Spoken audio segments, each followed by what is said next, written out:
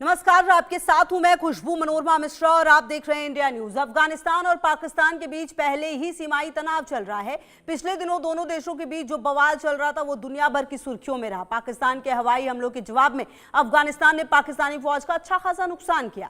फिर बात युद्ध विराम पर जाकर रुकी। हालांकि दोनों देश अब भी लंबे समय के सीज फायर पर बातचीत कर रहे हैं, लेकिन इसी बीच तालिबान ने अपने देश में ऐसे घुसपैठियों को पकड़ा जो लश्कर तैयबा के कैंप में पला था। जानकारी के मुताबिक अफगानिस्तान की तालिबान सरकार ने पाकिस्तान से आए जिस आतंकी को पकड़ा वो आईएसआईएस के wing Islamic state of Khorasan province से जुड़ा हुआ। एक रिपोर्ट देखिए।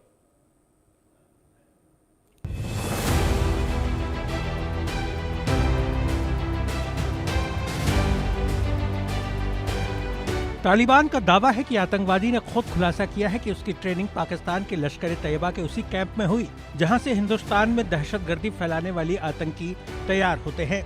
ये घटना साफ करती है कि पाकिस्तान का एजेंडा ही यही है कि वो सामने से वार करने की बजाय पीछे से हमला करे। अफगान अधिकारियों ने एक वीडियो जारी किया है जिसमें सईदुल्लाह ने कबूल किया, मैंने पाकिस्तान के क्वेटा इलाके में पहाड़ों पर ट्रेनिंग ली। वहाँ मुझे विचारधारा और लड़ाई दोनों का प्रशिक्षण दिया गया। जब मैं अफगानिस्तान में दाखिल हुआ तो मेरे पास मोहम्मद नाम का नकली आईडी कार्ड था। ये वीडियो सोशल मीडिया पर वायरल हो गया है और इसने फिर से पाकिस्तान पर आतंकवाद को पनाह देने और ट्रेनिंग देने के आरोपों को हवा दे दी है। वहीं ये खुलासा पीएम शहबाज शरीफ और आर्मी चीफ असीम मुनीर की नींद उड़ाने वाला है, क्योंकि दोनों इस समय तालिबान से संबंध बेहतर करने में लगे हैं। तालिबान के पकड़े आतंकवादी का नाम सैदुल्लाह है और उसे लश्कर के कैंप में हुई थी हार्डकोर ट्रेनिंग के बाद मोहम्मद नाम दिया गया था। उसे घुसपैठ करने के लिए अफगानिस्तान से पाकिस्तान भेजा गया था ताकि वो यहाँ आतंकी हमले कर सके, जैसा लश्कर के गुर्गे हिंदुस्तान में करते आए हैं। आतंकी के खुलासे से पाकिस्तान का वो चेहरा फिर बेनकाब हुआ है जो आतंकवाद को एक हथियार की तरह अपने पड़ोसी देशों के लिए इस्तेमाल करता है। Islamic state of Khorasan Pakistan ने भी पाकिस्तान के दिमाग की उपज है और इसका मॉड्यूल पाकिस्तानी एजेंसी ही चलाती है। आपको बता दें कि पिछले कुछ सालों में भारत में कई आईएसआईएस मॉड्यूल के आतंकी दिल्ली समेत देश भर से गिरफ्तार किए गए। दबी जुबान में सूत्र बताते हैं कि आईएसआईएस के पीछे पाकिस्तानी खुफिया एजेंसी है, लेकिन अब तालिबान ने जो वीडियो जारी किया है उससे सब कुछ साफ हो गया है। पाकिस्तान यही खेल भारत के साथ जम्मू कश्मीर से लेकर देश के अलग अलग हिस्सों में खेलता आया है और अब पाकिस्तान अफगानिस्तान में भी अपने आतंकी गुर्गों का इस्तेमाल कर रहा है।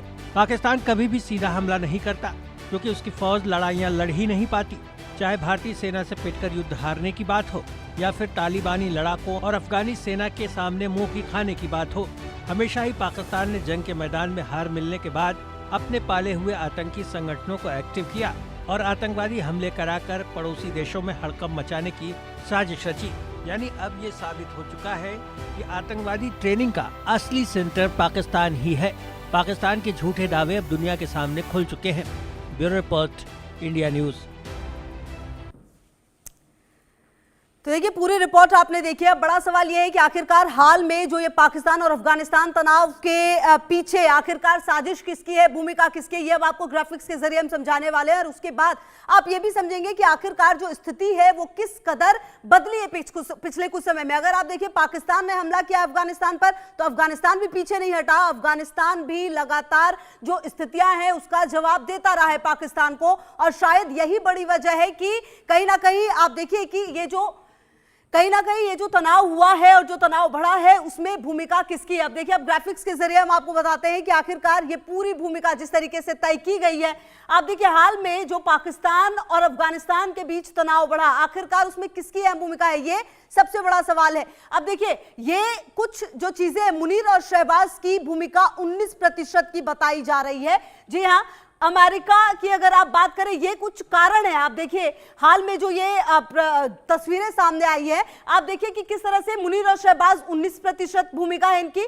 अमेरिका की अगर आप बात करें तो यहां पर देखिए 28% ये भूमिका बताई जा रही है, जबकि अगर आप अफगानिस्तानी हुकूमत की बात करें तो यहां पर देखिए 21% पाकिस्तानी हुकूमत की बात कही जा रही है। अफगानिस्तान हुकूमत की कह नहीं सकते 7%, जबकि उपरोक्त सभी में 25%। तो ऐसे में अगर आप ओवरऑल देखें तो सबसे बड़ा कारण जो है वो फिलहाल अमेरिका को बताया जा रहा है। लेकिन अगर आप इन तमाम स्थितियों को देखें, दूसरा सवाल क्या है वो अब आप समझिए। दूसरा सवाल क्या है क्या पाक सेना ने तालिबान सेना के आगे घुटने टेक दिए?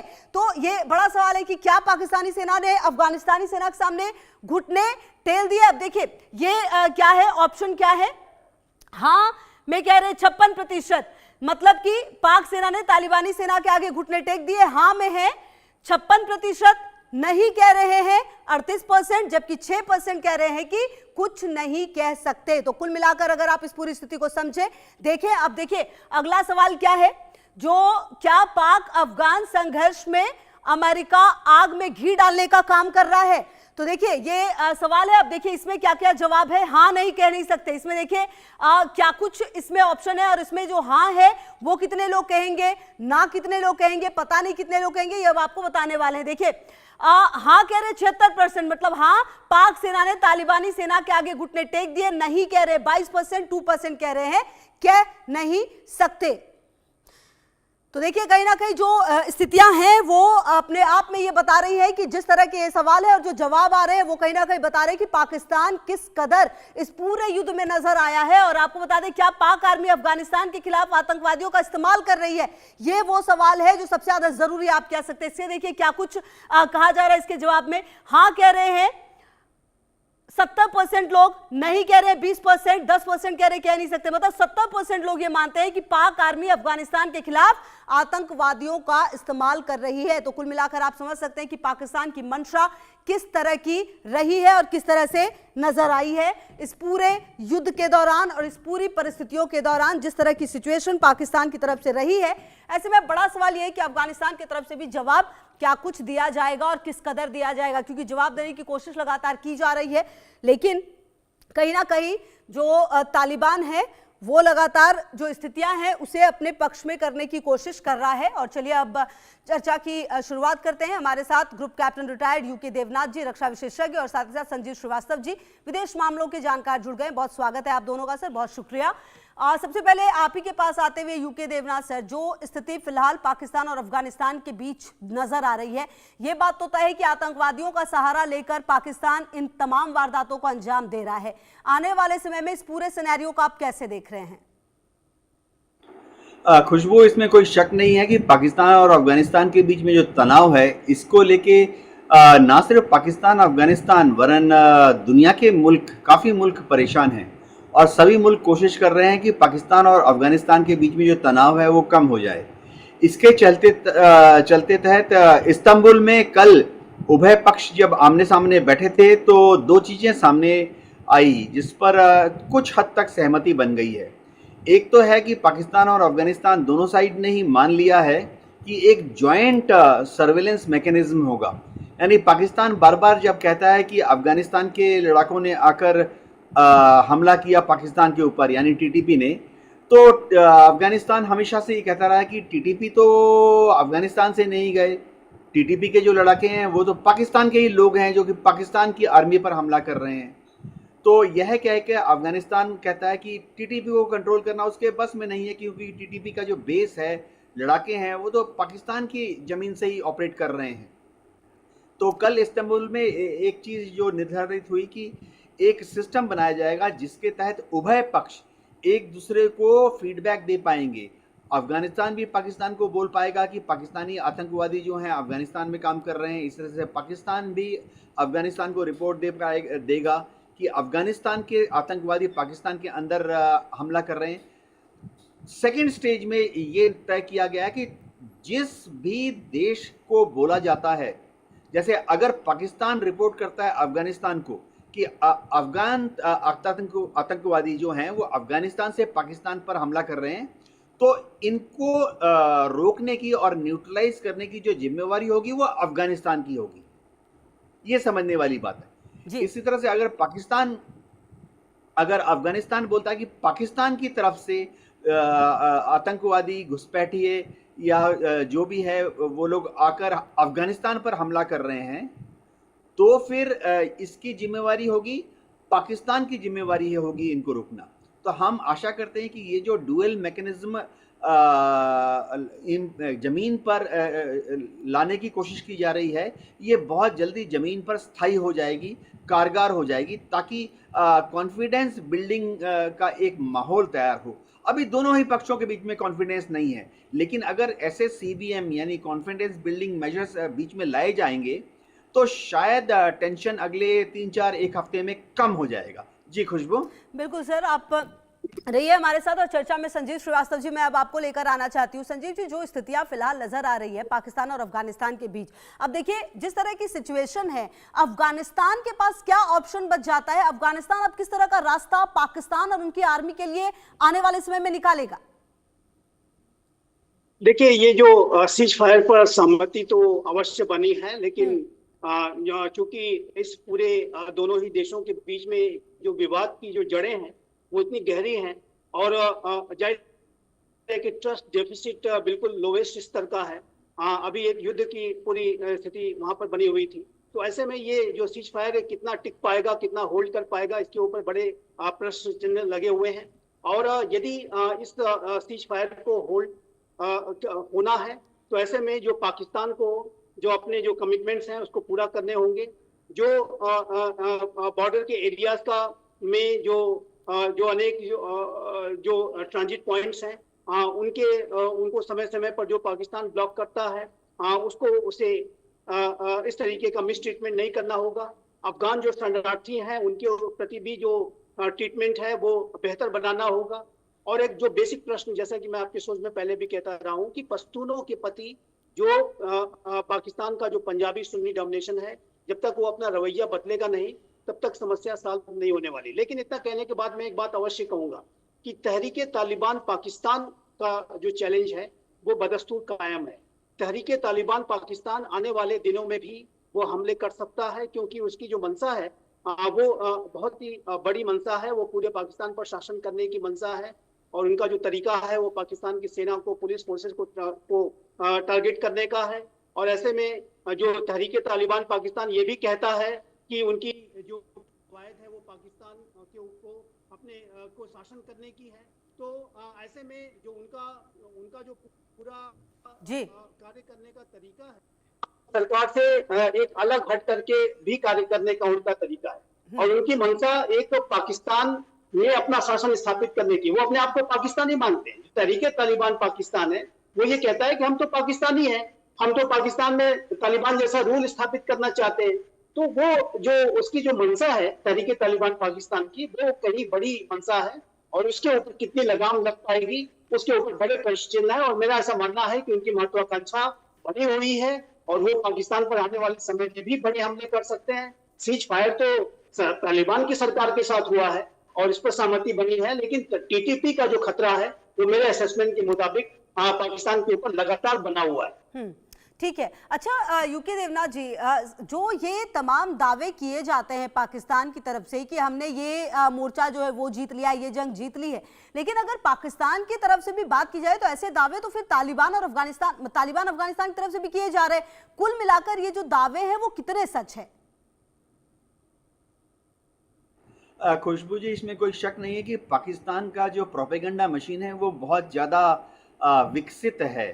उन्होंने DGISPR जो है उसमें उन्होंने काफ़ी बड़ी तादाद में ऐसे ऑफिसर्स को तैनात किया गया है जिनका सिर्फ काम ये है कि हर जगह जाकर ये हल्ला मचाना, पाकिस्तान महान है, पाकिस्तान जीत गया। और जो ओपोनेंट साइड है, चाहे वो अफ़गानिस्तान हो या इंडिया हो, वो हार गया और वो दुष्ट है। तो DGISPR का जो प्रोपेगेंडा मशीन है वो अलग अलग तरीके से चलाते हैं। इन लोगों ने चाहे फेसबुक हो, चाहे व्हाट्सएप ग्रुप्स हो, इंस्टा हो, टिकटॉक हो, सब जगह पर इन्होंने अपने हैंडल खोले हुए हैं। और थोड़ी सी भी कुछ होती है तो तुरंत भारत या अभी जो बात कर रहे हैं अफ़गानिस्तान के खिलाफ बहुत सारा मटेरियल लोड कर देते हैं। लेकिन इसमें कोई शक नहीं है कि तालिबान के जो लड़ाके हैं गुरिल्ला वारफेयर करके उन्होंने पाकिस्तान की आर्मी को शह भी दी है, मात भी दी है। इसलिए परसों ही की बात है, पाकिस्तान आर्मी का एक कैप्टन मारा गया, दुख की बात है, शहीद हुआ। पाकिस्तान की आर्मी के 6 जवान भी शहीद हुए। तो ये जब और पाकिस्तान की मीडिया भी इसको रिपोर्ट कर रही थी। तो अगर पाकिस्तान के अफसरान और जवान लगातार तालिबान के हमले में मारे जा रहे हैं तो इसमें कोई शक नहीं है कि जमीनी लड़ाई में देखिए तालिबान के पास एयरफोर्स तो है नहीं, तो जमीनी लड़ाई में पाकिस्तान आर्मी और रेंजर्स जो हैं वो भागे भागे फिर रहे हैं। तालिबान उनका पीछा करके मौका मिलते ही उनमें से कुछ को मार डालते हैं।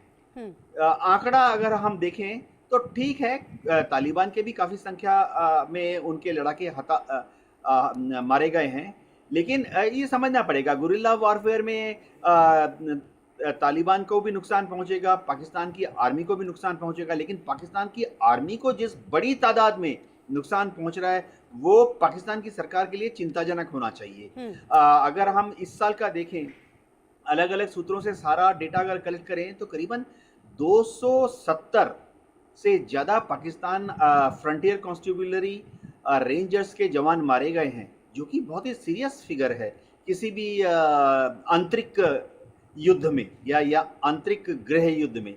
तो खुशबू, पाकिस्तान अपनी डेटा को छुपा लेता है, अपनी कैजुअलिटीज को, और अपनी जीत को बढ़ा चढ़ाकर इंटरनेशनल मीडिया में पेश करने में माहिर है। जी ठीक है। अच्छा संजीव जी, जिस तरह की स्थिति फिलहाल नजर आ रही है इन दोनों ही देशों के बीच और जो इनके तमाम मुद्दे हैं, ऐसे में सबसे बड़ा सवाल ये बन जाता है कि कहीं ना कहीं, चलिए लगातार हम उनसे भी बातचीत करने की कोशिश करेंगे। अच्छा यूके देवनाथ सर, मेरा सवाल आप ही से है अगला भी, क्योंकि जिस तरह के मुद्दे दोनों देशों के बीच में रहे हैं, ऐसा क्या लग रहा है वो कौन सा मुद्दा है जिस पर ये दोनों वर्कआउट नहीं कर रहे? क्योंकि सीजफायर की बात होती है, सीजफायर के खत्म होने से पहले ही पाकिस्तान हमला कर देता है अफगानिस्तान के, वो भी रिहायशी इलाकों में, लोगों की जान चली जाती है। तो कहीं ना कहीं ये जो स्थिति है वो आखिरकार क्यों है? क्या कोई ऐसी सिचुएशन नहीं बन सकती जहां दोनों देशों के बीच में शांति हो पाए? खुशबू जी, इसके लिए दोनों देशों को एक दूसरे के ऊपर भरोसा करना पड़ेगा, और दोनों देशों का, खासतौर से अफगानिस्तान का इस वक्त पाकिस्तान पर भरोसा पूरी तरह से टूटा हुआ है। क्योंकि अगर आप देखें तो एक मिनट के लिए अगर ये मान भी लिया जाए कि ठीक है अफगानिस्तान की गलती है, फिर भी पाकिस्तान ने एयर स्ट्राइक लॉन्च कर दी, अपनी एयरफोर्स को काबुल तक भेज दिया। ऐसा तो हम एशिया में कभी नहीं देखे हैं, यूरोप में भी कभी नहीं देखे हैं कि एक कंट्री दूसरे के खिलाफ एयरफोर्स भेज दे। ठीक है, अमेरिका की बात अलग है, वो करता रहा है, इजराइल की भी बात अलग है, वो इजराइल की एयरफोर्स भी गजा में हमला करती है। लेकिन अगर हम अमेरिका और इजराइल की बात छोड़ दें तो अभी हम दक्षिण एशिया की बात कर रहे हैं, साउथ ईस्ट एशिया की बात कर रहे हैं। कभी भी काफी सारे देशों में तनाव होता रहता है, लेकिन कभी भी एक मुल्क ने दूसरे मुल्क में अपनी एयरफोर्स को नहीं लॉन्च किया। देखिए, होता यह है कि अगर पाकिस्तान को लगता है कि अफगान लड़ाके यानी तालिबान लड़ाके आके पाकिस्तान की फौज को तंग कर रहे हैं, तो उसका एक तरीका होता है। पहली चीज है, अगर वो पाकिस्तान की सरजमीन से आए हैं, जो कि ज्यादातर केस में होता है, क्योंकि डूरन लाइन के इस तरफ, डूरन लाइन के जो पाकिस्तान वाला हिस्सा है, वहां पे बड़ी तादाद में पख्तून लोग रहते हैं, और वो ही कोर बेस प्रोवाइड करते हैं टीडीपी को। तो अगर टीडीपी के लड़ाके डूरन लाइन के इस तरफ यानी पाकिस्तान की तरफ से पश्तून लड़ाके हैं, तो फिर उनको कंट्रोल करना तो पाकिस्तान की जिम्मेवारी है, क्योंकि वो पाकिस्तान के सिटीजन हैं। दूसरी बात, पाकिस्तान दावा करता है कि अफगानिस्तान से अलग अलग सूत्र, पाकिस्तान बोलता है 35 lakh, international human rights commission बोलता है 16 लाख अफगान रिफ्यूजी जो हैं वो पाकिस्तान के अंदर रहते हैं। चलो मान लिए, तो अगर लाखों की तादाद में अफगान रिफ्यूजी पाकिस्तान के अंदर रहते हैं, तो इंटरनेशनल ह्यूमन राइट कमीशन का रिपोर्ट कहता है कि पाकिस्तान के गृह मंत्रालय ने इन सब अफगान रिफ्यूजीज को पाकिस्तान में अंदर चिन्हित किया है और उनको रिफ्यूजी कार्ड दिए हुए हैं। तो अगर रिफ्यूजी कार्ड दिए हैं तो फिर पाकिस्तान की गृह मंत्रालय और उनकी स्टेट पुलिस का काम है, लोकल इंटेलिजेंस यूनिट्स का काम है कि इन अफगानी रिफ्यूजीज के ऊपर नजर रखें, क्योंकि कार्ड तो उन्होंने ही दिया है ना उनको रिफ्यूजी स्टेटस का। तो पाकिस्तान को चाहिए कि बातचीत करे, और जो टीटीपी के लड़ाके पाकिस्तान की जमीन से ही आ रहे हैं, चाहे वो पाकिस्तान के ही नागरिक हों पठान, या वो अफगानिस्तान के रिफ्यूजी हों पाकिस्तान के अंदर पठान, उन पर नजर रखे। वो उनकी खुद की जिम्मेवारी है, उसके लिए वो अफगानिस्तान को जिम्मेवार नहीं ठहरा सकता। जी खुशबू जी, बिल्कुल। अच्छा सर, कहीं ना कहीं देखिए एक सवाल तो ये भी बनता है कि कहीं ना कहीं जो इनके लीडर्स, अगर अफगानिस्तान की बात की जाए तो वो खुलेआम कह रहे हैं कि भाई अगर अब आप पाकिस्तान के आंतरिक मामलों से हमें जोड़कर देखेंगे तो ये फिर बहुत दिक्कत वाली बात है, फिर हम बर्दाश्त नहीं करेंगे, क्योंकि पाकिस्तान लगातार ये कह रहा है कि आपने जो भी चीजें की है वो गलत की है। आती हूँ सर आपके पास, संजीव श्रीवास्तव की भी मौजूदगी अब हमारे साथ है।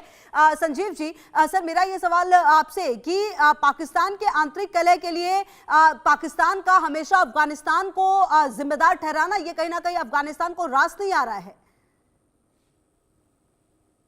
तो बिल्कुल रास आना कैसे हो सकता है कि जब पाकिस्तान ही सारी समस्याओं की जड़ है, पाकिस्तान ने ही जो सारा ये कुछ किया धरा उसी का है, और जो पश्तून आबादी के प्रति जो पाकिस्तान अफगान शरणार्थियों के प्रति जो मिसट्रीटमेंट है, और जो सीमा पर बाड़ लगाने का जो काम करके पश्तून आबादी को डिवाइड एंड रूल करने की जो पाकिस्तान की साजिश है, उसको तालिबान की सरकार बिल्कुल पसंद नहीं करती है। और पश्तून आबादी के प्रति जब तक पाकिस्तान का जो ट्रीटमेंट है वो बदलेगा नहीं, जब तक कि अफगान शरणार्थियों के साथ उनका व्यवहार ठीक नहीं होगा, तब तक ये जो तालिबान की सरकार के साथ संबंध अच्छे नहीं होंगे। और जाहिर है कि तहरीकी तालिबान पाकिस्तान तो उसकी जो महत्वाकांक्षा है वो और बहुत बड़ी है, वो तो पूरे पाकिस्तान का तालिबानाइजेशन करना चाहता है, पूरे पाकिस्तान में वो कट्टर शरिया ला लागू करना चाहता है। तो ये जो पाकिस्तान के हुक्मरानों के द्वारा आतंकवाद को इंस्ट्रूमेंट ऑफ स्टेट पॉलिसी के तौर पर, आतंकियों को स्ट्रेटेजिक एसेट के रूप में इस्तेमाल करने की जो उनकी भस्मासुरी सोच रही है, वो पाकिस्तान को जलाने जा रही है। बात बहुत स्पष्ट है, और टीटीपी के ही तरीके से बीएलए बीएलएफ भी बड़े। ठीक है, बिल्कुल, चलिए इस पर रहेगी लगातार नजर, आने वाले समय में क्या कुछ और प्रतिक्रियाएं सामने आती है दोनों देशों की तरफ से। बहुत शुक्रिया आप दोनों का हमारे साथ जुड़ने के लिए और बातचीत करने के लिए। और इसी बीच आपको बता दें, भारत और ऑस्ट्रेलिया के बीच दूसरा T20